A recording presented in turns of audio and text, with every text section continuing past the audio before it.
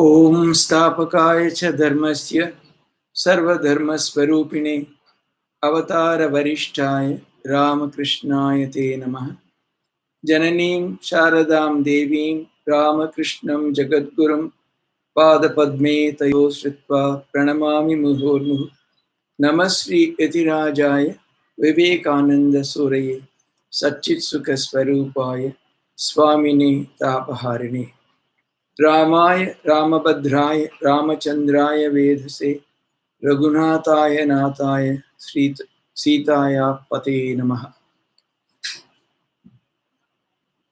For the first time we are attempting this kind of a live streaming of a discourse. I hope by the grace of Thakur Mahan Swamiji and the special blessings of Sri Ramachandra, Mother Sita, and also the great Hanumanji, all of you would find it useful and meaningful. Hanuman reached Ashokavana in search of Sita. He had not met her, so he did not know how she looked like. Then he reached that spot. She saw a divine personality, an embodiment of calmness, was sitting amongst several Rakshasis who were kind of threatening her. But Sita was all calmness. So Valmiki says, she was protected by her own virtue. Rakshitam Svena Shilena. In spite of all his power, might, etc., Ravana could not come anywhere near her. So, this Shila, or virtue, can be considered as one of the important or central messages of Ramayana.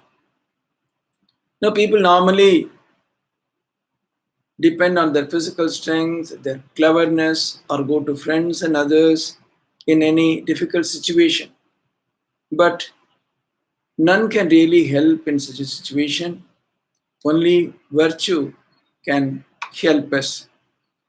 So, Sita's life is a great example.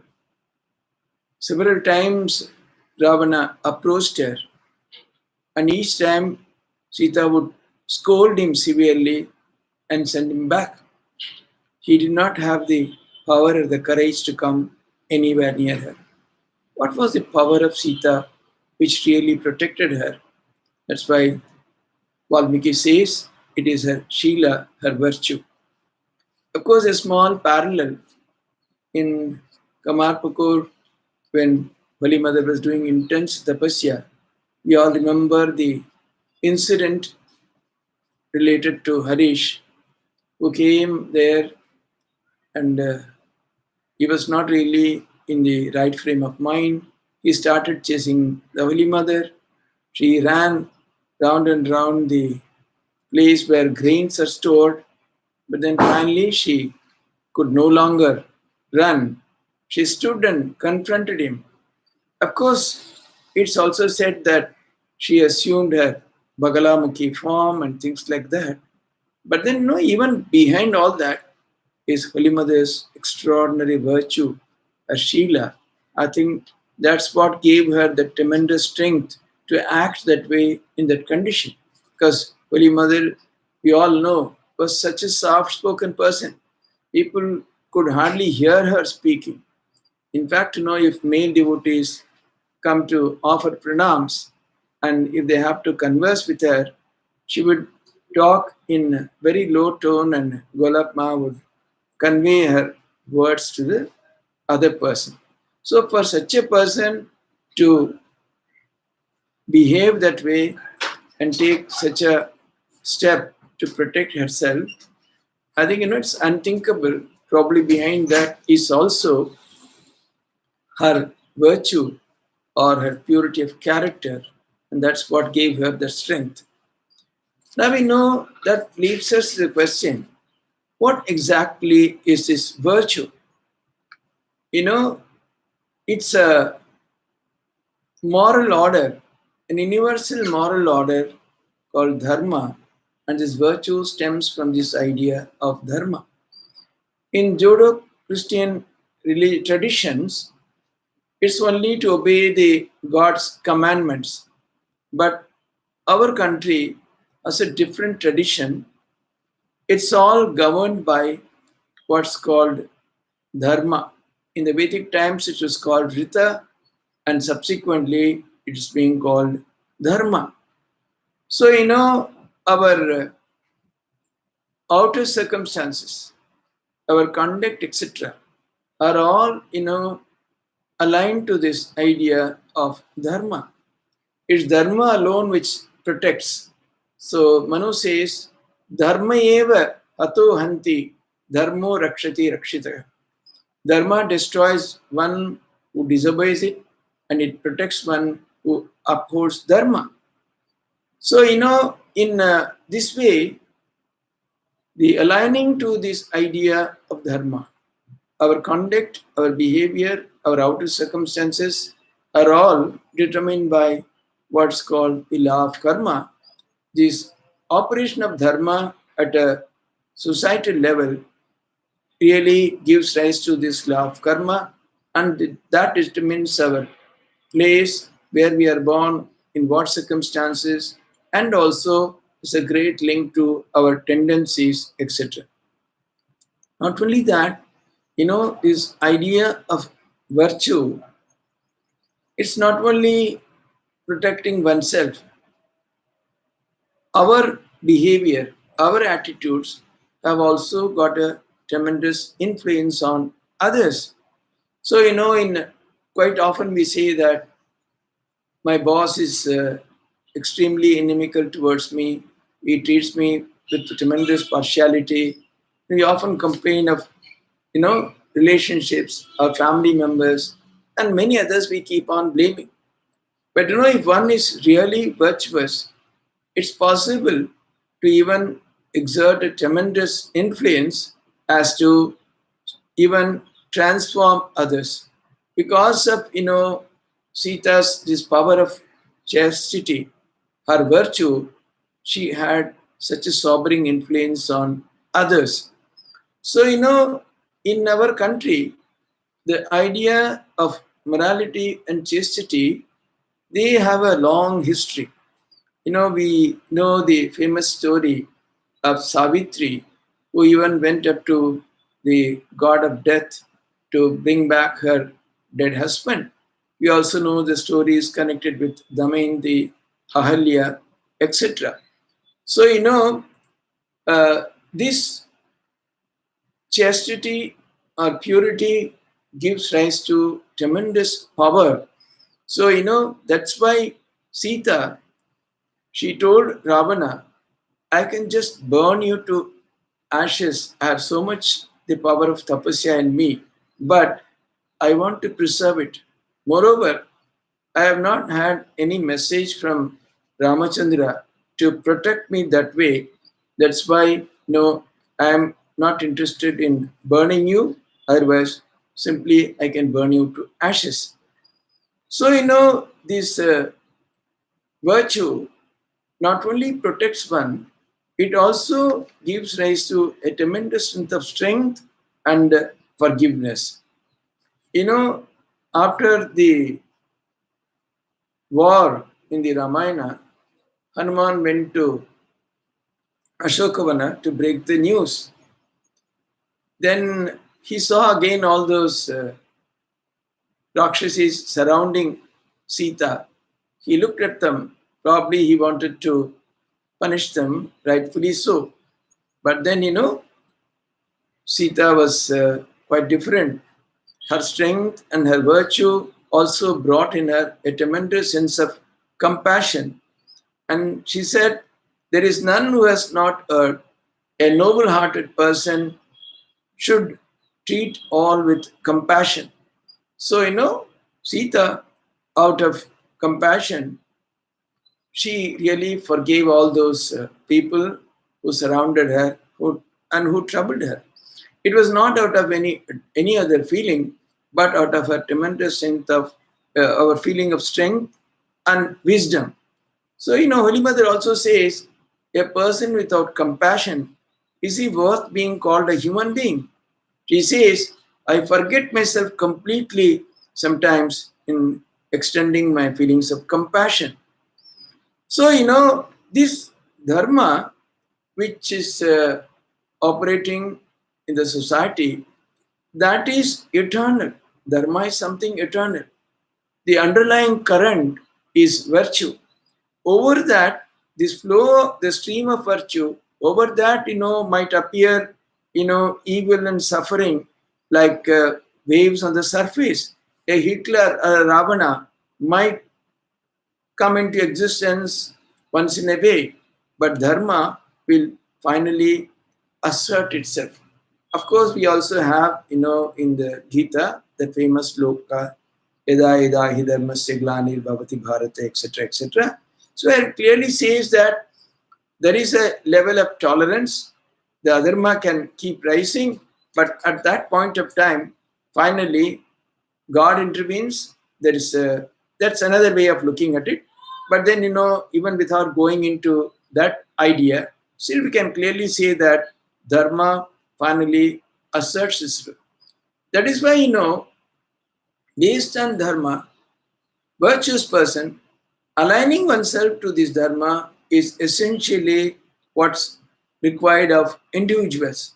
So, in the society also there was a question of division of labor because we are all born in different circumstances with different tendencies based on the law of karma, which again depends on the idea of dharma. So, attuning oneself to dharma is the essential thing to be done. And then, this division of labor, the four castes according to which people are assigned different duties, etc., these are all beautifully worked out in the scheme of things in our country.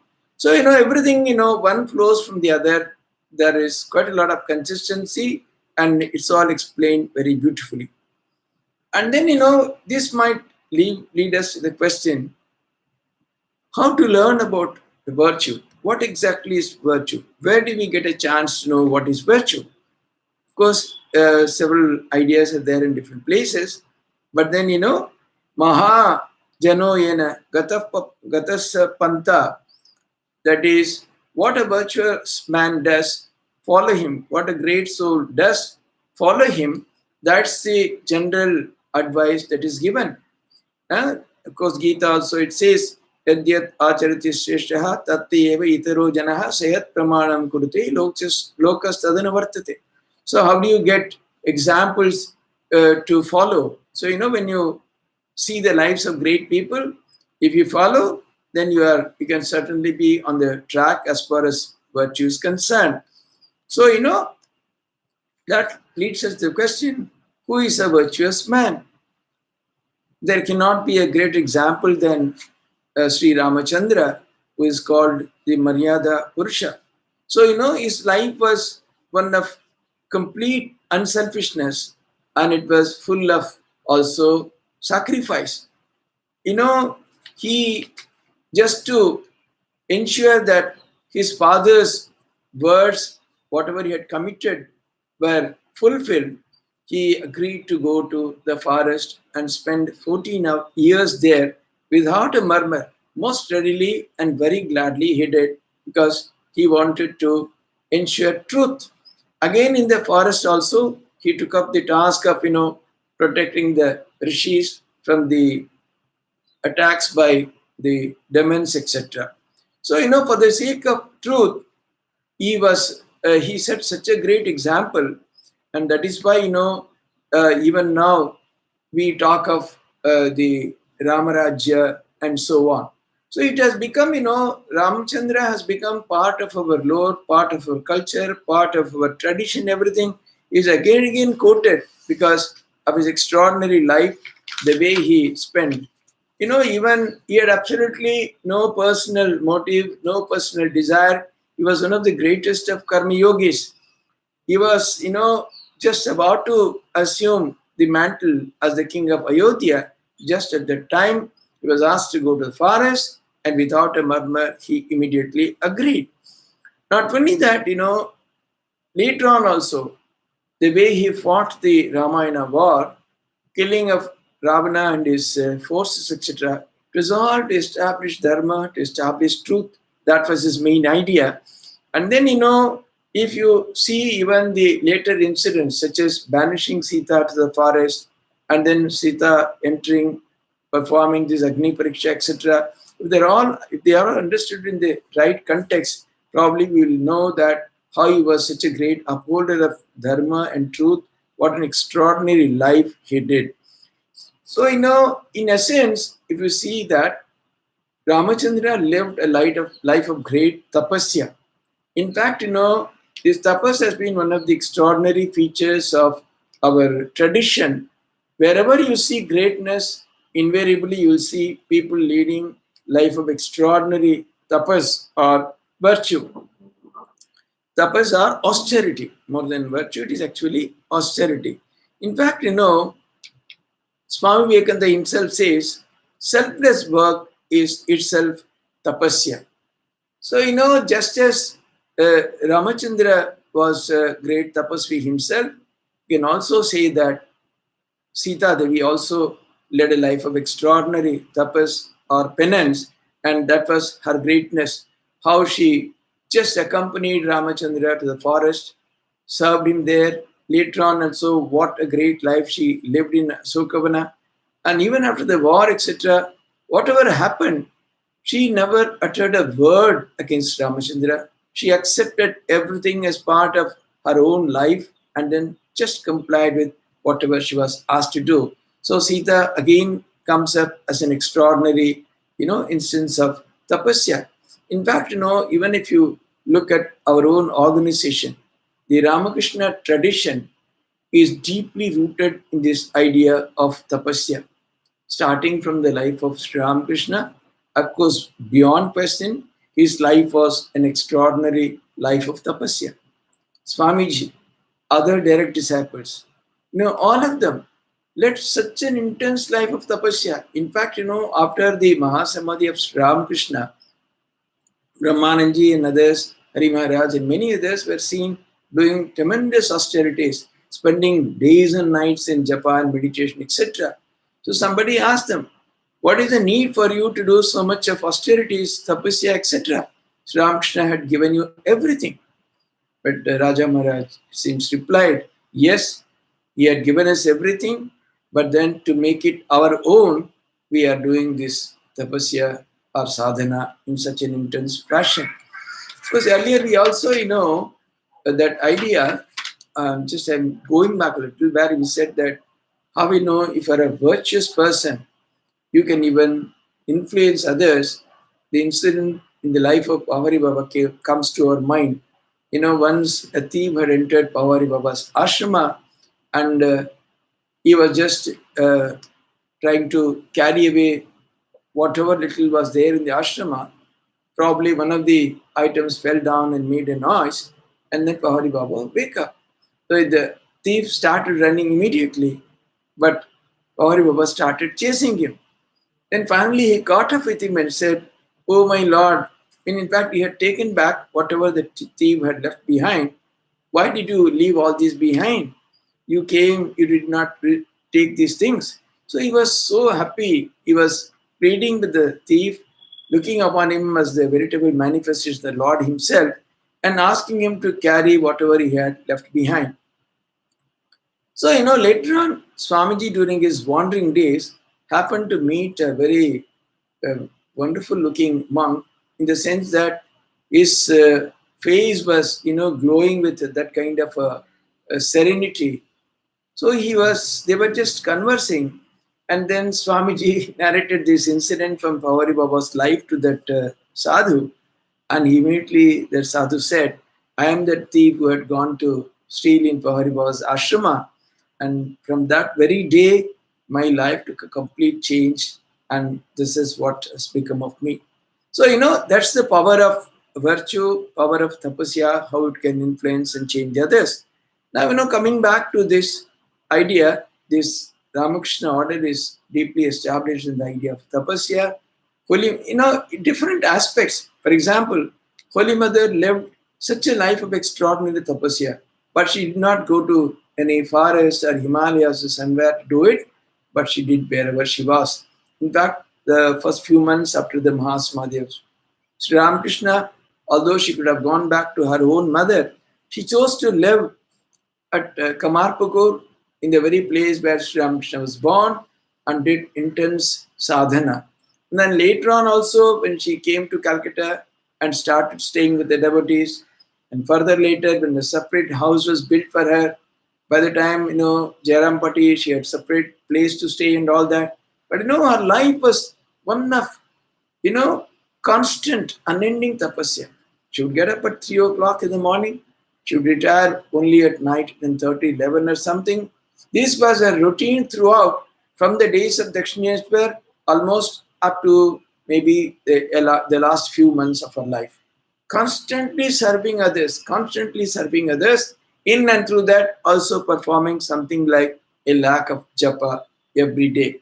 That's why, Swamiji said, the national ideals of India are renunciation and service, are tyaga and seva. Holy Mother is a complete embodiment, a murta vigraha of these two ideals. So, we saw that how virtue was manifested in the life of Ramachandra, how he was an embodiment of a virtuous person, and we also saw briefly the tapasya, virtuous life in the case of Sita. Now we know it seems Vikramaditya once wanted to know what's the most important sloka in Ramayana. He called his minister and said, "You just find out very quickly, or otherwise I'm going to banish you." Then it seems this minister went to a forest and very miraculously got to know about the most important sloka in Ramayana. It is Sumitra's parting advice to Lakshmana. Lakshmana voluntarily undertook to accompany Rama to the forest. Just before his leaving, Sumitra was such a wonderful person. She told him, Ramam Dasharatham Viddhi, Mam Viddhi Janakatmaja, Ayodhyam Atavim Viddhi, Gachatat Etashukam. Look upon Rama as Dasharatha, meaning look upon him as your father. Respect him the way you would respect your father and obey him. And then what should be your relationship with Sita? Look upon her. Janakatmaja was, the Atmaja born from Janaka that way. Of course, a daughter, not in the literal sense, but then she is considered Janaka's daughter. Look upon her as me. That means respect Sita as you would respect me.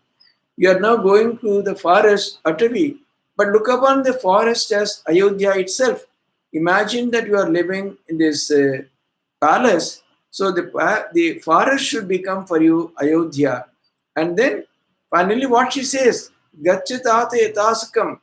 Go happily, go with a fine and good state of mind to the forest. That was Sumitra's message to Lakshmana when he was accompanying Ramachandra. So, again, Lakshmana exhibits another extraordinary quality which comes out of Ramayana. That is, how one has to respect one's elder brother. Actually, these things are given to our children from childhood. We don't tell them from childhood that you are born out of sin or you will be punished or things like that. We tell them from the childhood these great characters about Rama, Sita, Lakshmana, Bharata, etc. You see, that is why these get embedded in the psyche of children and they are able to really grow into extraordinary personalities. In fact, Swami Vivekananda says during his childhood days, his mother used to tell her many stories from Ramayana, etc. And he used to say that whatever I am today, is because of the influence of my mother on me. So you can imagine how these things leave such a deep and lasting influence on the minds of the children. if they're exposed to such ideas, such characters, such values, etc. This Lakshmana was such a wonderful person, wonderful character. He served Ramchandra day and night there in the forest. And then he would do anything for Sita. With all that, he says, after Hanuman, showed the ornaments, etc., which Jatai had left behind, were shown to Rama and Lakshmana. So Ramchandra asked Lakshmana to identify whether there are ornaments of Sita in that bunch. Lakshmana says, Naham janami keyure, Naham janami kundale, Nuparetu abhijanami, Nityam pada abhivandanat. I have not seen her, what she wears on the head or on the ears, etc. But I know what she wears on her fingers, that is the feet, that is nupur, because every day I worship her feet. So, he has never even seen the face of Sita, so he cannot recognize the ornaments which Sita used to wear. He only says, I can at best recognize the nupur, which is worn in the fingers in the feet, because every day I worship her feet. So, this is the type of the respect that our tradition teaches us. How we are to look upon our elder brother, how we are to look upon the elder brother's wife, and so on. So these are all great learnings. Again, the relation between brothers, because Bharata was asked to occupy the throne, he was so angry with his mother, he really took her to task. And finally, he went to the forest to bring Ramachandra back. He would not go. He said, I cannot occupy that throne. Finally, Ramchandra had to cajole him and say that just for the sake of her father, to ensure that his words do not become false, you have to occupy the throne. Then Bharata says, you give me your paduka. I will keep those padukas on the throne and they will rule, and I will just be a custodian, just be a trustee in your absence. But if you delay even one day beyond 14 years, I am not going to delay. But still, see Ramachandra's extraordinary character. After the end of the war, etc., by the time the 14 years period was also over, Ramchandra was to come back. He was to assume the charge and he was to sit on the throne of Ayodhya. Then, he sends a messenger to find out what is the state of mind of Bharata. If he expresses even the least idea of holding on to his throne, then Ramchandra says, I have absolutely no desire whatsoever to go there. Let Bharata occupy this throne. But of course, Bharata was only too eagerly waiting for Ramachandra to come back. So obviously, it all happened very smoothly, and then there was no difficulty for Ramachandra to take over. Not only that, from that time onwards, he was such a great ruler. He has set extraordinary standards that so much so, even now, people talk of Ramarajya. Now, these characters, Rama, Lakshmana, Sita, Hanuman, etc., they are all not just fiction or anything. They are living characters for the Indian minds. We relate to them so wonderfully that way. They are, they are not fictional characters. We relate to them wonderfully. They mold our life. They shape our life. So, constantly we draw inspiration from them. So they have set very high benchmarks. If only we can, continue to depend on this and lead our life that way, probably our country would only go from strength to strength.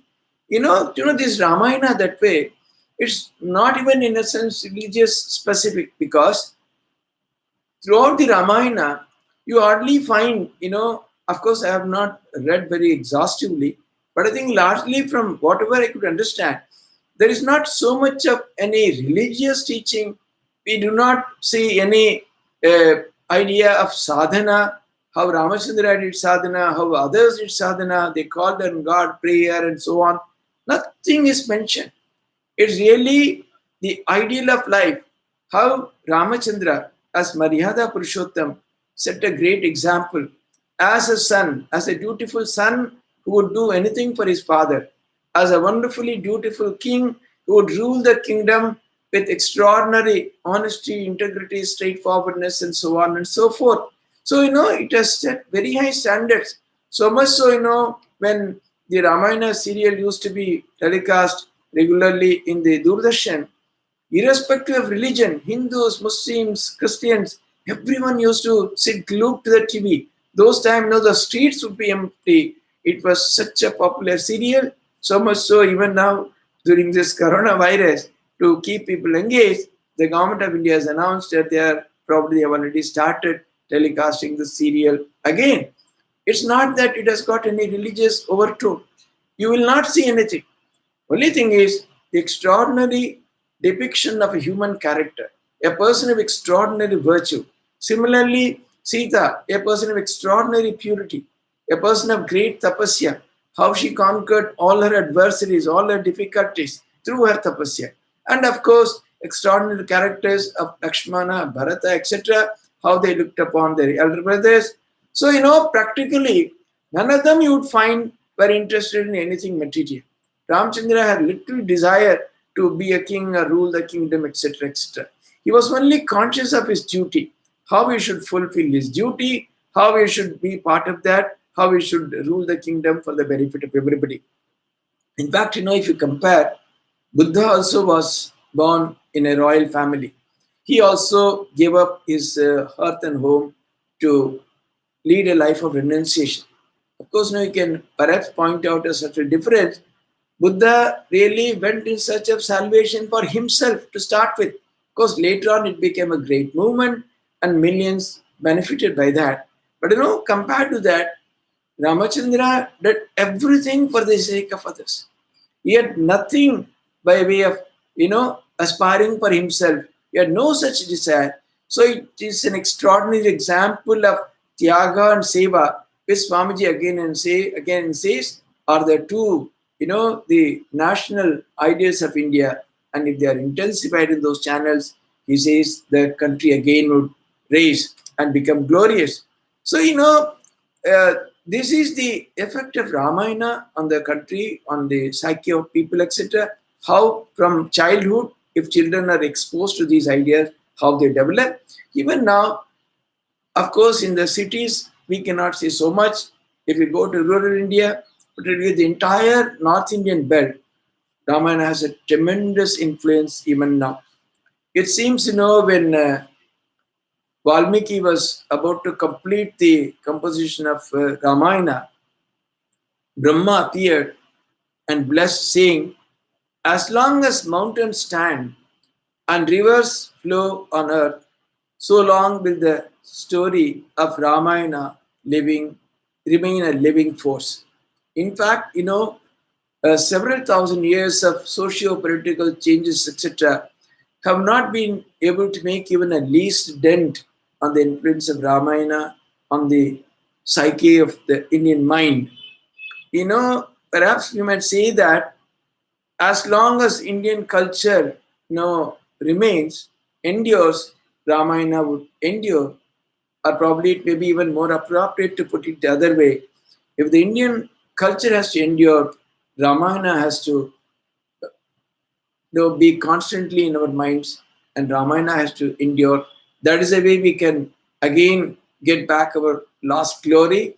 So this is in brief the story of Ramayana. So this is the first time we are doing this kind of live streaming. So probably no, it is just only half an hour, and I have practically completed my talk. So again on another occasion, probably next Sunday, we may continue our discussion on the Bhagavad Gita, because some two important last two slokas of chapter 14 are still remaining. Probably next Sunday, again at 5 o'clock, we will meet. In the meanwhile, we will definitely schedule the talk and send you the links, etc. जय श्री गुरु महाराज जी की जय, जय महामाई की जय, जय स्वामी जी महाराज जी की जय, जय राजा रामचंद्र जी की जय, जय पवन सुत हनुमान की जय।